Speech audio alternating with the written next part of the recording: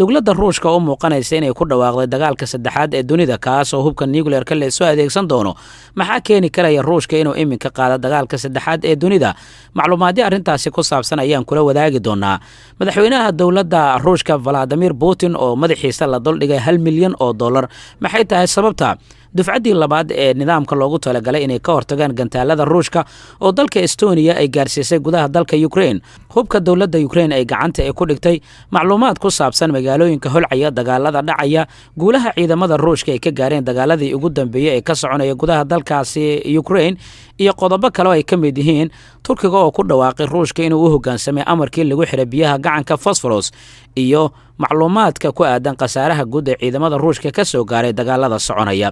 qodobadaasi waxyaabaha ku soo kordhay intaan barnaamijka ku guda jirna ayaan kula wadaagi doonaa ku soo dhawo mar kale maracada show ka dhiib aragtidaada qodobka ku soo jiita lana wadaag saaxiibadaada intaanan eegin iclaaminta dagaalka saddexaad ee dunida ee Ruushka waxaan eegaynaa wararka ugu waaweyn ee waqti xaadirkan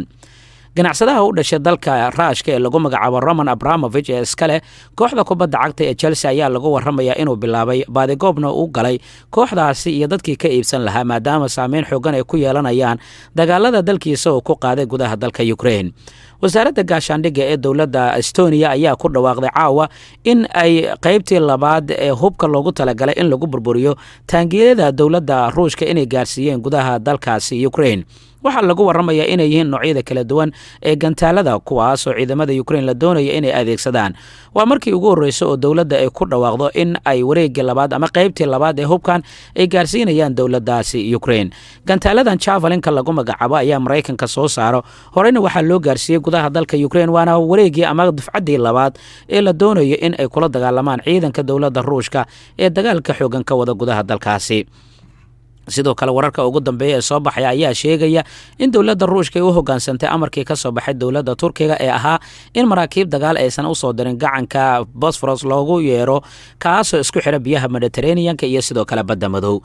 wasiirka wasaaradda gaashaandhigga iyo wasiirka wasaaradda arrimaha dibadda ee dalkani Turkiga Mevlut Cavusoglu oo warbaahinta la hadlay ayaa xaqiijiyay in Turkiga ay horey uga dalbadeen labada dowladood ee dagaalamaya in maraakiibtooda dagaal aysan halkaasi u soo dirin oo ay ka celin doonaan dowladda Turkiga waxa ay ka mid tahay wadamada gaashaanbuurta NATO sidoo kalena waxa ay saaxiib dhow ay la tahay Ruushka iyo Ukraine waxa kale oo dhanka badda madow marka la eegana ay xuduud ay la wadaagi karaysaa labadani dowladood ee dagaalamaya xiisadda dagaalada ayaa u muuqanaya in ay sii xoogaysanayaan iyada oo ay socdaan duqeymaha xooggan ee ay geysanayaan diyaaradaha iyo sidoo kale taangiyada dagaalka ee dowladda Ruushka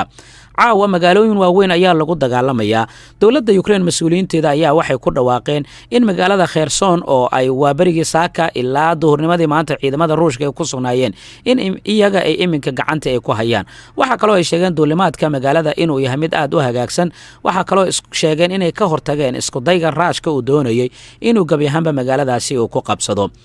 waxaa soconaya dhaqdhaqaaqyada ciidamada dowladda Ruushka ee dhanka gobolka noocyada kala duwan ee taangiyada iyo diyaaradaha dagaalka ayaa caawa duqeymo ku harqinaya magaalada Kiev ee caasimadda dalka Ukraine sidoo kale duqeymo xooggan ayaa waxay ka dhacayaan deegaanada dhanka bari ee magaaladaasi ciidamada Ruushka ayaa waxay isku dayeen inay qabsadaan duleedka magaalada xarun ku taala iyada oo ay ciidamada Ukraine ay sheegeen in ay ka hortageen arrintaas maalintii shalay ayay ahayd markii sidaani oo kale ciidamada Ruushka ay sheegeen inay gacanta ay ku dhigeen magaalada Kharkiv oo ah magaalo muhiim ah kuna taala ee dalkaasi Ukraine ahna magaalada labaad ee Ukraine ugu weyn sidaas daraadeed caawa ayaa lagu warramayaa magaaladaasi in duqeymo xooggan ay ka dhacayaan dowladda Ukraine waxay soo bandhigtay ciidamo ay sheegtay inay ka soo goosteen dowladda Ruushka ayna iyaga isku soo dhiibeen laakiin wasaaradda gaashaandhigga ee dowladda Ruushka ayaa markii ugu horeysay qasaaraha soo gaaray ka hadashay wasaaraddu waxay sheegtay 498 askari inay kaga geeriyoodeen tan iyo Khamiistii howlgallada ay sheegeen inay ka bilaabeen gudaha dalka Ukraine wasaaraddu waxay sheegtay askartaasi inay geeriyoodeen iyaga oo gudanaya waajibaad qaran waxaana ay sheegeen inay iska hor imaadeen ciidamada sida gaarka u tababaran ee dowladda Ukraine sidoo kale wasaaraddu waxay sheegtay in ay gubeen gaadiid ay lahaayeen ciidamada dowladda Ukraine waxa kale oo ay xaqiijiyeen inay caawa ay gacanta ku dhigeen magaalada lagu magacaabo Plaklia oo ku taala dhanka koonfur bari ee magaalada Kharkiv oo lagu dagaalamayay saacadihii ugu dambeeyay duqa magaalada dhankooda waxa uu sheegay in ay ciidamada soo duulay ay ka hortageen gantaalada cruiska ayaa lagu warramaya in caawa lagu garaacayo magaalada Kharkiv. golaha magaaladaasi ayaa sidaasi u xaqiijiyay, waxaana mas'uuliyiinta dowladda sidoo kale ay sheegeen in khasaare xoogan ay ka dhasheen duqeymihii ugu dambeeyay ilaa gelinkii dambe ee maanta ka dhacaya magaaladaasi. sidoo kale ciidamada Ruushka ayaa la sheegay in gantaalada cruiska ay ku garaaceen dhismooyin ku yaala magaalada Kharkiv, magaalada lagu magacaabo Kiev iyo magaalooyin kale. sidaasi waxaa laga soo xigtay mas'uuliyiin dowladda Ukraine ka tirsan oo warbaahinta la hadlay. iyadoo sidaasi ay tahay ayaa weli waxaa soconaya dadaalada iyo wadahadallada la doonaya inay dhinacyadan ay yeeshaan. wareegga labaad ee wadahadallada labadani dowladood dhex maraya ayaa la filayaa in Khamiista ay dhacaan oo biri ah. wadahadalladaasina lama garanayo natiijada iyo waxyaabaha ka soo bixi karaya, laakiin caawa duqeymaha waxay u muuqanayaan inay sii xoogaysanayaan. Ruushka noocyada kala duwan ee taangiyadiisa dagaalka ayuu ku soo daadguraynaya magaalooyinka dhanka xuduudda dhaca, oo waxaa ka go'aanba Vladimir Putin inuu gacanta ku dhigo magaalooyinka waaweyn ee dalkaasi Ukraine ku yaala. warbixinada kale ee soo baxaya waxay sheegayaan in digniino kala duwan ay soo saarayaan dhinacyada ku lugta leh wadahadallada, iyada oo wadahadalladaasi la filayo in ay ka dhacaan xuduudda Poland iyo Belarus u dhexeeya. waxyaabaha guud ahaan ka soo kordha wadahadalladaasi ee barnaamijyadeena kale ayaad ku ogaan doontaan insha Allah. markaan aan eegno, dowladda Ruushka waxay u muuqanaysaa inay iclaaminayso dagaalka saddexaad ee dunida haddii aanay wax iska bedelin qaabka ay u dhaqmayaan wadamada reer galbeedka. wasiirka wasaaradda arrimaha dibadda ee dowladda Ruushka Sergey Lavrov ayaa maanta kadib markii waraysi uu siiyay telefishinka Al Jazeera wuxuu kaga hadlay arrimo dhowr ah. wuxuu yidhi dagaalka saddexaad ee adduunka wuxuu noqon doonaa dagaal halis ah oo hubka nuclear-ka la isku adeegsado. waxa kale uu ka hadlay duulaan uu sheegay in wadamada reer galbeedka ay ku soo qaadeen dalkiisa Ruushka. weerarka ay ciidamada Ruushka ka geysanayaan dalka Ukraine oo maalintii toddobaad galay waxa uu sheegay in ay tahay mid ay doonayaan inay guud ahaan ku soo afjaraan saacadaha soo socda. Lavrov waxa kale uu carabka uu ku adkeeyay in madaxweynaha Mareykanka Joe Biden uu sheegay in cunaqabataynada isdaba joogga ah ee isaga iyo reer galbeedkaba ay ku sugeen Ruushka ay noqon doonaan kuwo horseeda dagaalka saddexaad ee dunida.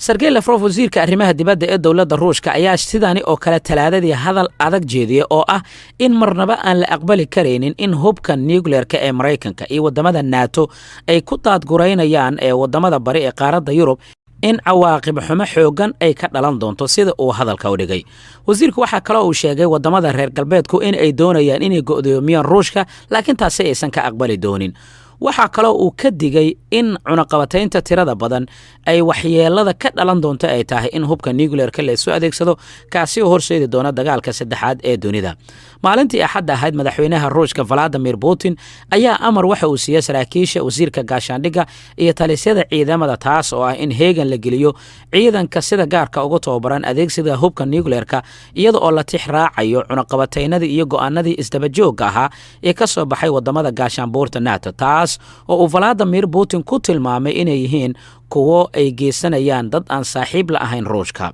wasaaradda gaashaandhigga ee Ruushka ayaa sidoo kale sheegtay in maalmihii la soo dhaafay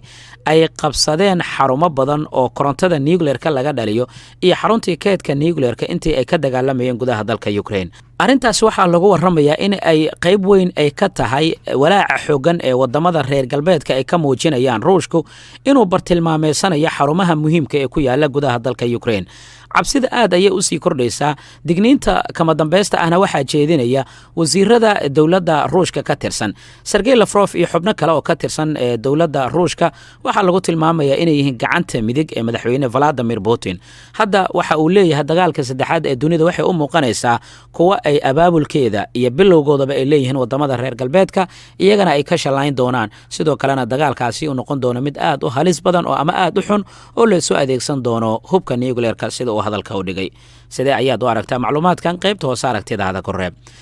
dhinaca kale dagaalka lagula jiro madaxweynaha dowladda Ruushka Vladimir Putin wuxuu u muuqanayaa marba dhinac in laga soo galayo. ganacsade maalqabeen ah oo dalka Ruushka u dhashay ayaa waxa uu ku dhawaaqay in uu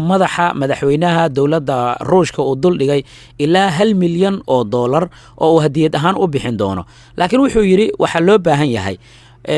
xubno ka tirsan gudaha dowladda ruushka kuwaas oo iyaga oo waajibaadka sharciga ah gudanaya xira ama xabsiga dhiga madaxweyne valadimir putin sidoo kalena ku soo ooga waxa ugu yeedha dembiyo dagaal waa qayb ka mid a weerarada madaxweynaha dowladda ruushka ay ku hayaan wadamada reer galbeedka ganacsadahan ayaa waxa uu sheegay in dhaqaalaha intaasi la-eg uu bixin doono haddii howlgal gaara lagu soo xiro madaxweynaha dowladda ruushka isaga oo tilmaamay inuu geysanayo dembiyo dagaal oo ka dhacaya wadamo dhowra oo ku yaala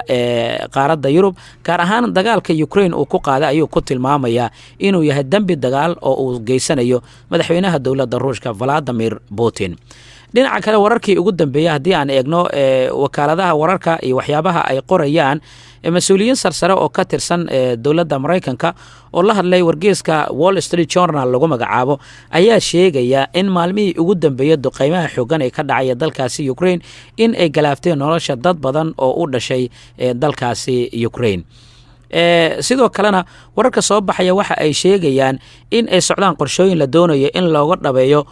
wadahadallada ay yeelanayaan dhinacyadani kala duwan ee ku dagaalamaya gudaha dalka ruushka iyada oo caawa duqaymihii ugu xooganaa ay ka dhacayaan magaalooyin waaweyn oo ku yaala gudaha dalka ukraine ciidamada dowladda ruushka ee ku siisiqaya magaalada kiyef ee caasimada dalka ukraine ayaa lagu waramayaa in heegan buuxa la geliyey saacad walbaana ay suuragal tahay in ay dhaqaaq ay sameeyaan ayna u dhaqaaqaan magaalada kiyef ee caasimada dalka ukraine halkaas oo la doonayo in ay gacanta ay ku dhigaan ciidamada inkastoo maalmihii ugu dambeeyaba magaaladaasi ay ku hareereysnaayeen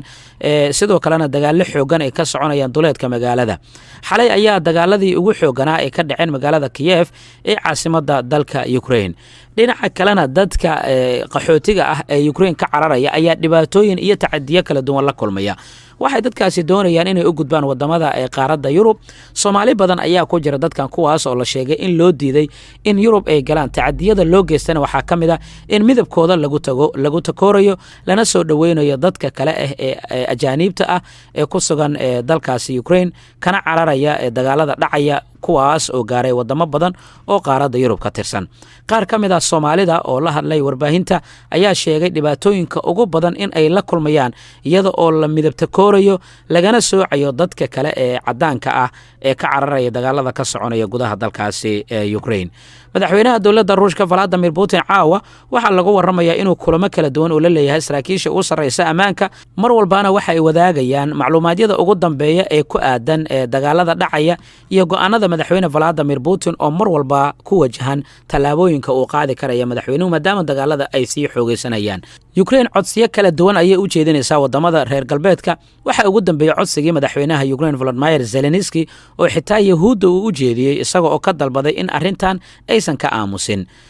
dhinaca kale ra'iisul wasaaraha dowladda Britain ayaa waxa uu gaaray dalka Estonia iyo xarumo kale oo ku yaala wadamada lagu magacaabo Baltic ujeedada ugu weyn waxay tahay in halkaasi uu kula kulmay saraakiisha ciidamada ee mar walba heeganka ugu jira in ay jawaab ka bixiyaan hadii Ruushka weerar uu ku qaado wadamada gaashaanbuurta NATO sababtoo ah Ruushka weerarkani kadib waxa laga baqanayaa in uu weeraro wadamada kale ee NATO ka tirsan iyada oo cabsida ugu weyn ee soo wajahday Finland iyo sidoo kale Sweden haba ugu sii darnaatay Finland oo xuduud ay wadaagaan qaybaha ugu dambeeya haddii aan eegno wararka ugu waaweyn ee waxyaabaha soo kordhay ayaan eegaynaa Mareykanka wuxuu ku dhawaaqayaa in ay gabi ahaanba mamnuucayaan shidaalkii iyo waxyaabihii ay ka soo iibsan jireen dowladda Ruushka madaxweynaha dowladda Mareykanka Joe Biden ayaa sidaasi ku dhawaaqay golaha ammaanka ee qaramada midoobay waxa ay gabi ahaanba ay cambaareeyeen